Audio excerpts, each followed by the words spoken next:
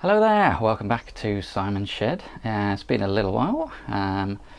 I've started getting messages from some very kind people asking if I was okay and so on, because I hadn't posted in a while. So everything's good, everything's fine. I just hadn't really made much progress, enough progress to report in a video. Been busy with other things, but everything is good. So appreciate the messages. It's really cool to know people that people care. And yes, I'm here, I'm fine, the layout's fine, and I have done a little bit more on it, which I will show you in this video. So what else do I want to mention? We're coming up on a huge milestone, inconceivable when I started the channel. We're approaching 10,000 subscribers, which is amazing. So I'll probably do something for that. I'll probably thought it'd be funny to do just film myself watching bits of my early videos and sort of go through and see how things have developed and how things have changed. So yeah, I might do that might do a 10,000 subscriber special. Yeah, so I have made some progress. It's mainly been a case of just getting out of the habit of coming in here, and I never really had that much time to work on it. It was always 20 minutes here and half an hour there, and I just kind of got out of the habit, and other things sort of took over. So I've started that up again, and I'm going to try and keep it going, but no promises. It kind of has to be fun and enjoyable, otherwise there's no point. I'm not going to force myself to do it, is what I'm saying. But I'm enjoying it at the moment, so yeah, it's all good. So yes, the same back to you. I hope you're all doing well as well, and enjoying your modelling. But now let's go and take a look at the layout. Right, we're back in the shed. Let's show you what I have been up to so far. What I really want to do is get to the point where there's no sort of bare track, and I've got some kind of scenery down everywhere, just so I can play trains without there being any sort of bare track around. Even if it's not, you know, all of the buildings that I eventually want and all of the scenery, it'd just be nice to get the whole thing down with at least sort of one layer of scenery on it. So let's have a quick whiz around, and I'll give you a quick overview first. So this is all as it was, and from the bridge there's a little change, and then there's slightly more changes, and then the turntable is where it sort of ends, and I've still done nothing with what will be the Kidderminster Severn Valley station and the Kidderminster mainline station. That's going to be interesting, because they are currently digging all of this area where this would be on the model. The real life bit of that is being dug up at the moment, and they're changing all the car park and the mainline station. So not really sure what to do about that. I mean, I could model it as it was, or I could wait until they finished it and model it as it is now, or will be in the future. By the time I get to this bit, I probably will have finished it, so that will be an option. But let's go back up the other end and show you what I've been doing. The bridge, Victoria Bridge, now has rails going across the top, as in a fence. So I've finally stuck that on after many months. Working our way around here, may not look different at first glance, but I've actually done quite a lot to this. I've basically kept it was more like this, and I just wasn't happy with the sort of bareness in certain places, so I've kept adding more bushes and going over. You can probably see if I point it out, there's sort of a patch there where I've gone over the static grass again to give it some more variation and to sort of cover up some of the barer patches. And the same over here with the static grass. And there was a lot of bare bits along the edges, which I've tried to cover up. There's still a few bits here, but I am planning at some point to weather the track here, weathering the ballast, so that will cover that up. Caravan park is still the same, and I think the safari park is still pretty much the same. I might have touched up a few little bits. And again over here, more bushes, completely gone over all of the static grass here. It looks much better, much happier with it.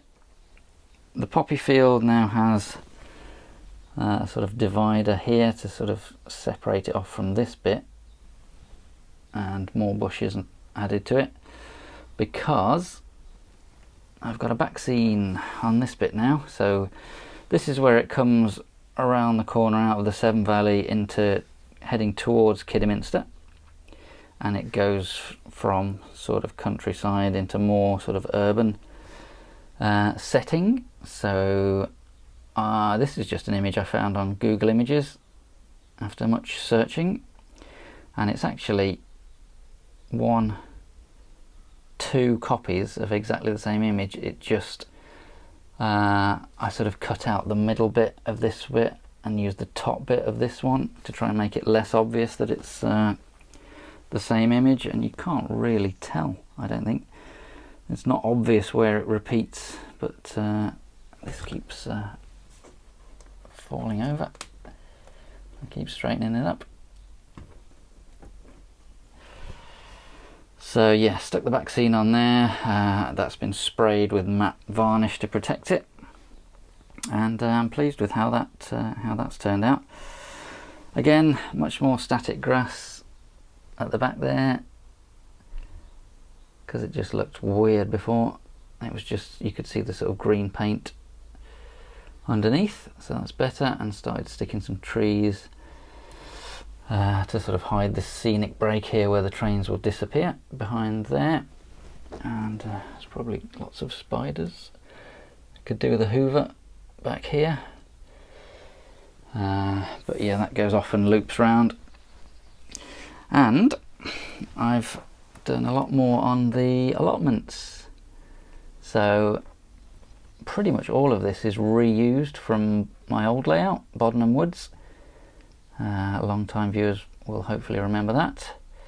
The greenhouses certainly, and all the fences, and I've just tried with various scatter materials to make some kind of representation of things growing on an allotment, and some sections being more overgrown than others.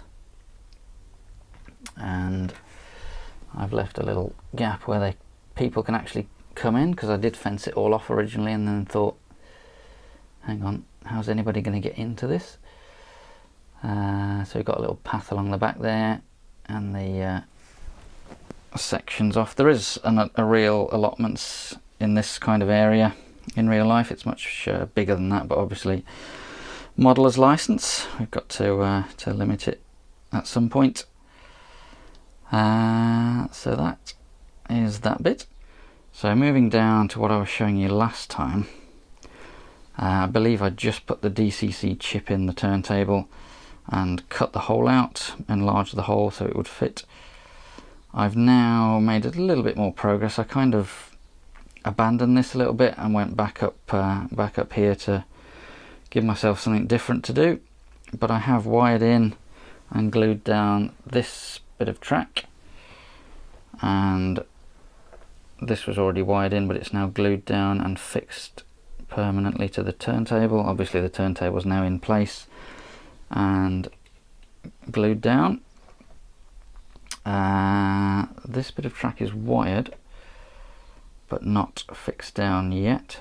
I'm just sort of deciding what I can do with the it's a bit tight really.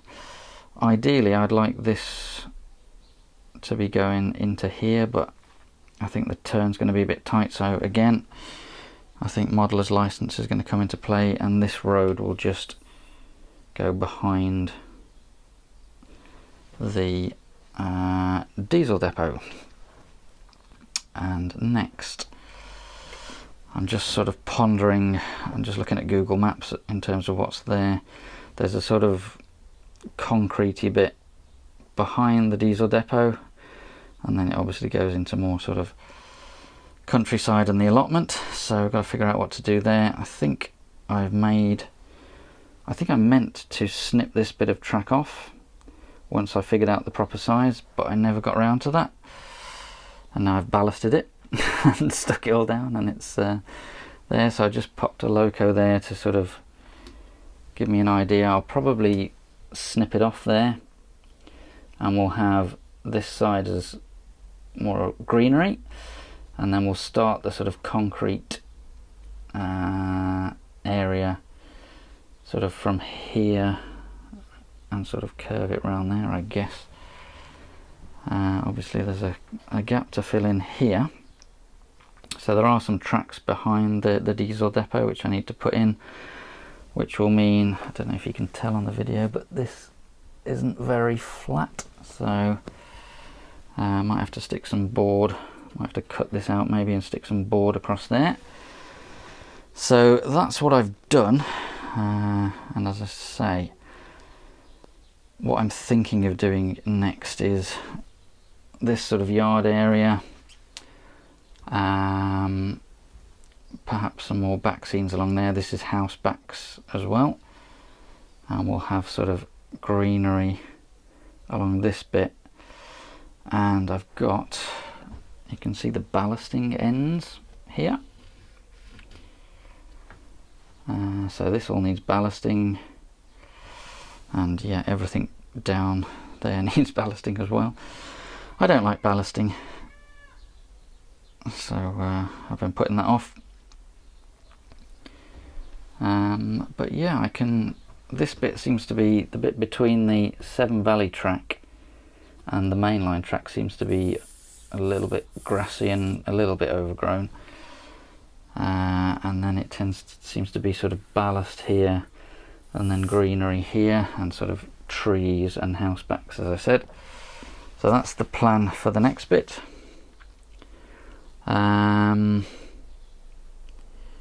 Yeah, I'll try and get back onto this and finish wiring that in. I was getting a few sort of short circuits and I got a bit frustrated with that, so I thought I'd give myself a break and build the allotments instead. Okay, I've printed out some of the Scale Scenes road and paving kit, the sort of tarmac areas, and they're just drying up there because I've sprayed them with matte varnish. So trying to keep the momentum going, I've done a little bit more.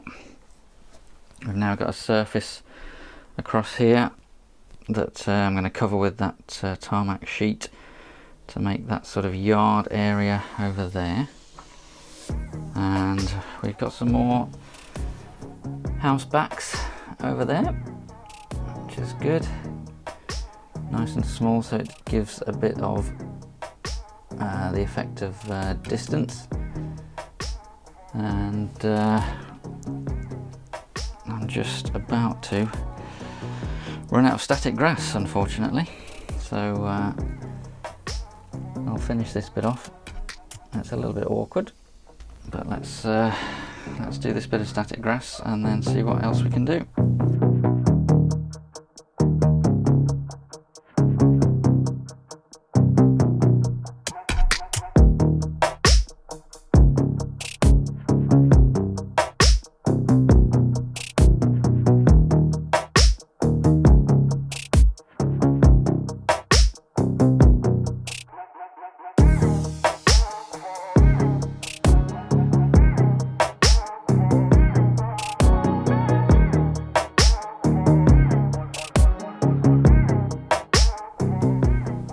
There we go, I think that's about the best I can do in that area. It'll look a bit better once it's dried, hopefully. You never can quite tell until you've let it dry and given it a hoover what's actually going to stick, but Did put quite a lot of PVA on there, so it's quite an awkward area, but hopefully that will look okay. Okay, just starting to stick tarmac down. I've actually put some card over the top of that wood to try and give me a more continuous surface, and I've stuck this one down.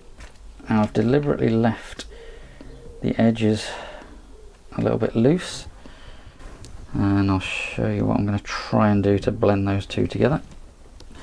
You probably already know, but for those that don't, make sure there's a bit of an overlap.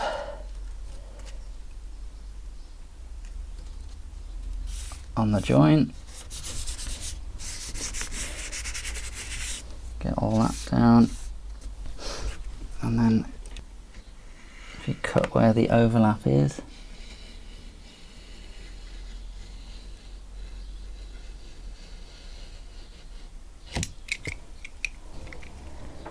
we should get a perfect join. If you just peel that back, I should now be able to remove that bit.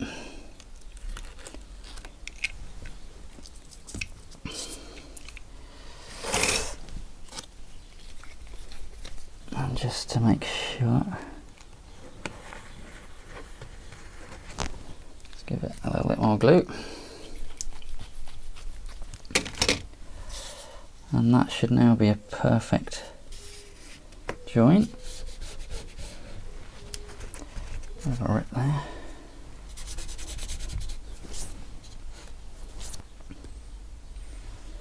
So hopefully that just looks like where two bits of tarmac have been laid separately. There's a few little wrinkles here that will hopefully dry out, but there's no sort of bump and there's no sort of edge.